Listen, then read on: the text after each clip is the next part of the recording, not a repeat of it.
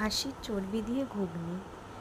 আগে না আমাদের মামা বাড়ির পাড়ায় ছোট যখন ছিলাম তখন একজন ঘুগনিওয়ালা আসতেন। খুব ভালো তার বানানো ঘুগনি। তার ঘুগনি খাওয়ার জন্য আমরা না বিকেলবেলা পাগল হয়ে থাকতাম। আর এই চর্বি দিয়ে ঘুগনিটা দশমীর দিন বানানো হতো বা বিজয়া সম্মেলনীতে বানানো হতো। এখন তো সেই চলটা খুব একটা নেই, আমরা সবাই রেস্টুরেন্টে গিয়েই খেয়ে চলে আসি।